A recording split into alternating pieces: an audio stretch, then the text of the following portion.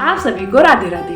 आप सभी का इस चैनल पर एक बार फिर से स्वागत है। मैं मालविका चतुर्वेदी। तो आज इस वीडियो में हम बात करने वाले हैं हमारे श्री खाटू श्याम बाबा जी के बारे में। खाटू श्याम बाबा जो कि राजस्थान के रिंगस के पास में उनका मंदिर स्थित है और वहां पे आप उनके दर्शन करने के लिए जा सकते हैं। तो इस वीडियो में हम किस किस बारे में बात करेंगे, जैसे कि आप वहाँ कैसे पहुँचे, वहाँ पे कहाँ रह सकते हैं, किस तरीके से वहाँ जा सकते हैं। इसी के साथ वहाँ पे और भी जो उससे रिलेटेड जानकारी है जो कि हमें वहाँ पे लोकल लोगों से या फिर हमने जो वहाँ पे जाके स्वयं पता करी या कुछ चीज़ें जो गूगल से, इन सब चीज़ों के बारे में जानकारी प्राप्त हुई है जो आपको मदद कर सके, ऐसी चीज़ें हम इस वीडियो में आगे जानेंगे। इसी के साथ यहाँ पे मंदिर परिसर के आसपास और क्या जगह है जहाँ पे आप दर्शन करने जा सकते हैं, यहाँ की क्या कथा है उस बारे में भी हम बात करेंगे, जिससे कि आपको यहाँ की जानकारी प्राप्त हो सके। अगर आप यहाँ पहले जा चुके हैं तो इसके बारे में हमें अवश्य बताएं। अगर आप नहीं गए हैं तो हम आशा करते हैं आप ज़रूर जाएं। हमें इस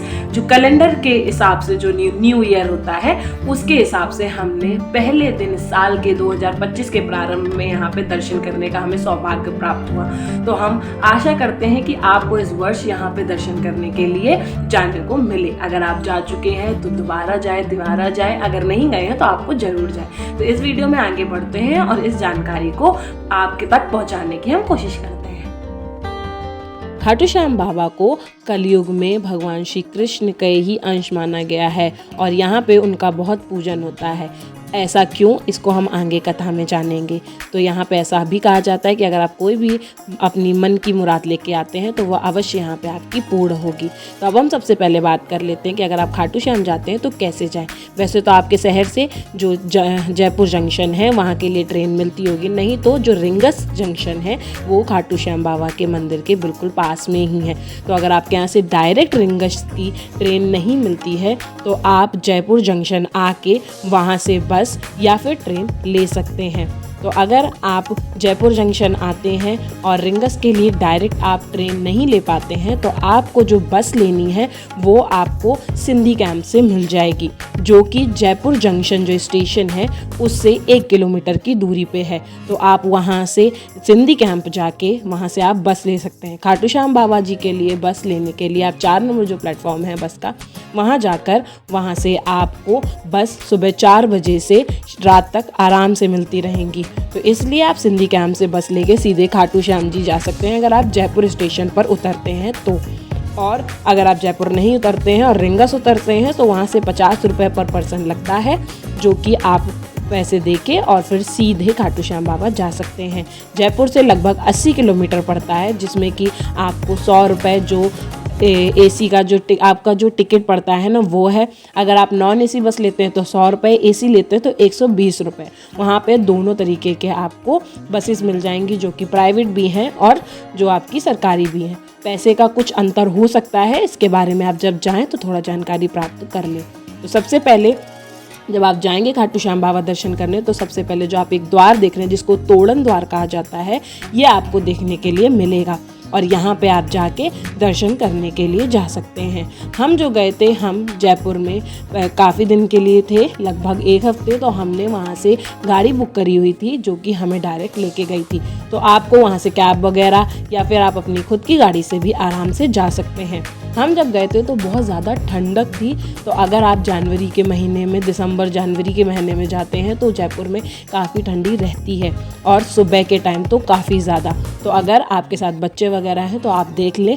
और सबसे बड़ी चीज़ कि अगर आप किसी भी त्यौहार के समय, जैसे कि हम गए थे तो वो इंग्लिश कैलेंडर के हिसाब से जो नया वर्ष था हमारा, उस दिन काफ़ी ज़्यादा भीड़ थी। एकादशी, द्वादशी, इस दिन भी वैसे तो हमेशा ही भीड़ रहती है, परंतु इन दिनों कुछ ज़्यादा ही भीड़ होती है। लोग रिंगस से, जो कि लगभग रिंगस से जो खाटू श्याम बाबा का मंदिर है वो 16 किलोमीटर से 18 किलोमीटर के बीच में लगभग पड़ता है।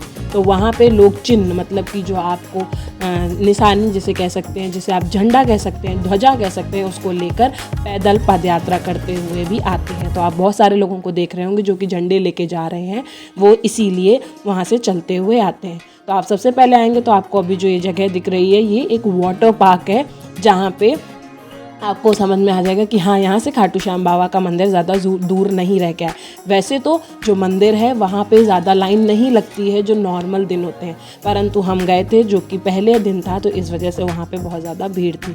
अब सबसे पहले हम बात कर लेते हैं, आपको जो ये कुंड दिख रहा है ये खाटू श्याम बाबा का कुंड है। इसको श्याम कुंड भी कहा जाता है। ऐसा बताया जाता है कि इस कुंड से ही भगवान का जो मस्तक है, जो सर है, वो यहाँ से प्राप्त हुआ था। एक बार ऐसा होता था कि यहाँ पे पहले बहुत खेत था, तो वहाँ रोज़ एक गाय आती थी जो कि वहाँ पे दुग्ध मतलब अपने आप ही वहाँ पे गिराती थी। तो लोगों ने जब वहाँ पे गड्ढा करके देखा तो वहाँ पे आपको खाटू श्याम बाबा, जिनके अभी आपको दर्शन करने के लिए मिलते हैं, उनका वहाँ पे मुख है वो प्राप्त हुआ। तो इस तरीके से उस जगह पे जो कुंड बना, उस कुंड को श्याम कुंड कहा जाता है। आपने अभी जो कुंड देखा वह नया कुंड निर्माण किया गया है।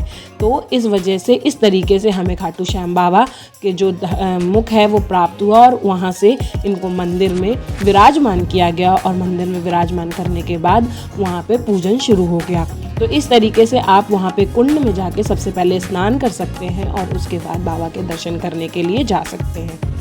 तो आप अभी देख रहे हैं कि काफ़ी ज़्यादा भीड़ थी, तो इस वजह से जो रास्ता है वो डाइवर्ट कर दिया जाता है। जैसे जैसे भीड़ बढ़ती जाती है वैसे वैसे ये रास्ता बहुत ज़्यादा डाइवर्ट करते रहते हैं और आपको बहुत चलना पड़ता है। हमको पहले दिन वहाँ पे बहुत ज़्यादा चलना पड़ा। हम इससे पहले भी गए थे, तब तो बिल्कुल सामने ही आराम से हम गए और दर्शन करने के लिए हमें मिल गया था, परंतु इस बार हमें लगभग 10 किलोमीटर से ऊपर चलना पड़ा, तब जाके कहीं बाबा के दर्शन हुए थे। तो इस वजह से आप अगर ऐसा चाहते हैं कि आप आराम से दर्शन कर सकें और ज़्यादा भीड़ ना मिले, तो आप कभी भी त्यौहार के समय पे और मेनली एकादशी और द्वादशी के दिन में जाने में थोड़ा सा कोशिश करें कि उस दिन ना जाएं। लेकिन अगर आपको बाबा ने बुलाया है तो आप फिर कभी भी पहुंच सकते हैं। इसी के साथ अब हम बात कर लेते हैं यहाँ की कथा के बारे में। एक तो हमें पता चल गया कि कैसे हमें श्याम बाबा का जो कलयुग में है, उनके जो ये मस्तक है, कैसे हमें प्राप्त हुआ, कैसे उनके मुख का हमें दर्शन अब होता है जिसका, वो कैसे प्राप्त हुआ। इसी के साथ यहाँ की कहानी कुछ इस प्रकार भी है, कथा है जो कि महाकाल, जो हमारी महाभारत है ना, उससे जुड़ी हुई है। महाभारत में एक बर्बरीक नाम के जो हमारे थे ना, वो ही खाटू श्याम बाबा हैं, आज के खाटू श्याम बाबा। ऐसा बताया जाता है कि जो बर्बरीक थे वो हमारे जो पांडव हैं, पांडवों में से जो भीम थे उनके पौत्र मतलब कि नाती थे। पुत्र जो बर्बरीक थे वो बहुत ही ताकतवर, बहुत ही शक्तिशाली थे और उनको वरदान था ऐसा कि उनको वो 3 तीर से सारी की सारी चीज़ें जो भी हैं, अगर वो 3 तीर चलाते हैं तो उनसे वो ख़त्म कर सकते हैं। तो इस वजह से इस बात को भगवान श्री कृष्ण जानते थे और उन्होंने सोचा कि अगर बर्बरीक जी ने पांडवों के विरुद्ध युद्ध किया तो यह युद्ध 3 तीर में ही ख़त्म हो जाएगा। और कैसे वह जो चाहते थे कि सत्य का जो भी है, सत्य की चीज़ें कैसे आगे बढ़ें और कैसे वो पूरा महाभारत और जो हमारी आज की महाभारत गीता जी हैं और जो भी हैं जिसका ज्ञान हमें प्राप्त हो पाया है, वो सब कैसे होगा। तो इसलिए भगवान श्री कृष्ण ने बर्बरीक जी से बोला कि आपको वहाँ पे एक पेड़ है, इस पेड़ के सारे पत्तों को एक ही तीर से गिराना है, सब में छेद करना है। तो ऐसा उन्होंने कर लिया, परंतु भगवान श्री कृष्ण ने एक पत्ते को अपने पैर के नीचे दबा लिया और उसी के कारण उसमें छेद नहीं हो सका। इस वजह से अब ऐसा भी उन्होंने कहा कि अगर आप सब पत्तों में छेद नहीं कर सके तो जो भी भगवान श्री कृष्ण कहेंगे वो बर्बरीक जी को मानना पड़ेगा। और इस बात के लिए वह तैयार हो गए। जब यह छेद नहीं हो पाया, जो पत्ता भगवान श्री कृष्ण के पैर के नीचे दबा था उसमें, तो इस शर्त को बर्बरीक जी हार गए और उसके लिए भगवान ने कहा कि हम चाहते हैं कि आप हमें अपना जो गला, जो सिर है, जो मुख है, वो काट के दें। और ऐसा ही बर्बरीक जी ने किया। तो भगवान श्री कृष्ण उनसे प्रसन्न हो गए और बर्बरीक जी ही एक ऐसे हैं जिन्होंने पूरी महाभारत देखी दोनों तरफ से, क्योंकि उनका जहाँ पे युद्ध हुआ था कुरुक्षेत्र में, वहाँ पे जो सबसे ऊपर पर्वत श्रृंखला थी, वहाँ पे उनके उस मुख को रखा गया और जहाँ से भगवान उन्होंने पूरे युद्ध को देखा। और भगवान श्री कृष्ण ने उनको वरदान भी दिया कि कलयुग में वह उनके नाम से पूजे जाएंगे और जो भी उनसे कुछ भी मांगेगा सच्चे मन से वह जरूर पूरा होगा। और उनको 3 तीर का वरदान था, इसलिए 3 तीर वाला भी उनको कहा जाता है। तो इस तरीके की यहाँ पे कथा है। मुझे जितना पता था उस प्रकार से मैंने आपको बताने का प्रयास किया है। अब आप यहाँ पे देख सकते हैं कि आप यहाँ दर्शन कर सकते हैं जो हमारे खाटू श्याम बाबा के हैं। खाटू श्याम बाबा के वैसे तो जो दर्शन हैं दोपहर में 1:30 से 4:30 के बीच में बंद किए जाते थे, परंतु अब ऐसा नहीं होता है। प्रातः खुलने के बाद जब पट खुल जाता है तो वह सीधे रात्रि के टाइम शयन आरती के बाद ही बंद होता है, क्योंकि भीड़ बहुत ज़्यादा होने लगी है, इसलिए बाबा के दर्शन को बंद नहीं किया जाता है। पट नहीं दोपहर में बंद होते हैं, तो अगर आप कभी भी जाते हैं तो आप दर्शन करने के लिए आराम से जा सकते हैं। तो इस तरीके से आप खाटू श्याम बाबा के दर्शन के लिए जा पाएंगे। इसी के साथ आप जब खाटू श्याम बाबा के मंदिर से बाहर आएंगे तो आपको यहाँ पे बहुत बड़ी सी ऐसा मार्केट टाइप का मिल जाएगा।